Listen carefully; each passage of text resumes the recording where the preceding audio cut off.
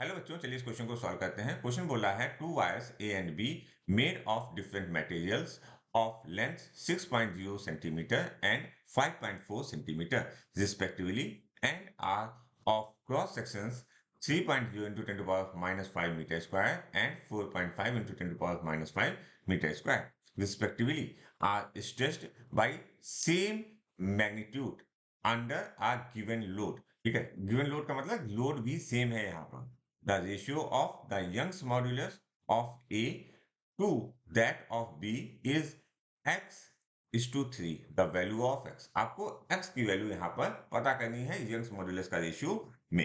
अच्छा, तो Young's modulus का फॉर्मूला क्या होता है? Young's modulus y is equal to 4 into length, मतलब ओरिजिनल लेंथ, और cross section area into change in length. ये बात आपको पता होनी चाहिए। अच्छा, इस क्वेश्चन में अगर आप समझने की कोशिश करो तो आपका ये फोर्स, ठीक है, और ये डेल्टा एल, क्योंकि अगर आप ध्यान से देखो, stretched by the same magnitude under a given load कह रहा है, तो इसका मतलब फोर्स हमारा सेम है। तो यहां पर हम कह सकते हैं कि y is proportional to L by A.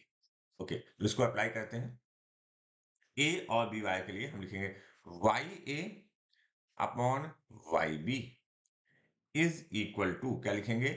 L A upon L B in bracket area of B upon area of A.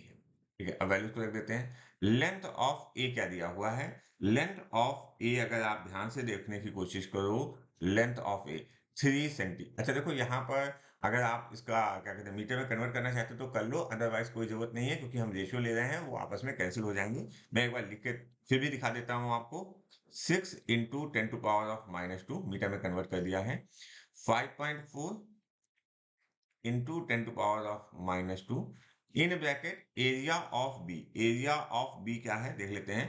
Area of B is 4.5 into 10⁻⁻5, यहाँ पर मीटर में दिया हुआ है 3.0 इंटू 10⁻⁻2। ये आपके कैलकुलेशंस आ गए। अब आपको सिंपली कैलकुलेशन करने हैं। तो देखो, ये 10⁻2 कैंसिल हो गया, -2 10⁻⁻2, ये 10⁻⁻5 10⁻⁻5 कैंसिल हो गया।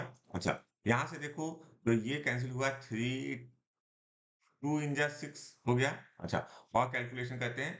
2 2 2 इन जा 4 2 7 जा 14। ओके, और अगर आप इसको कैलकुलेट करोगे सही से तो ये वैल्यू आ रही है, देखो ऊपर आएगा 45 और नीचे आएगा 27। ओके, सो यहाँ पर अगर आप 9 से करोगे तो 9 3 जा 27 एंड 9 5 जा, तो ये वैल्यू जो आ गई दैट इज आ 5/3। अच्छा, अगर आप कंपेयर करो, किससे कंपेयर करेंगे? जो हमारा रेशियो दिया हुआ है दैट इज x:3। ठीक है, आप इसको कंपेयर करोगे x/3 से, तो यहाँ पर हमें x की वैल्यू जो आ जाएगी दैट इज 5। ओके, तो देखते हैं कौन सा ऑप्शन सही है। Option 4 is correct for this question.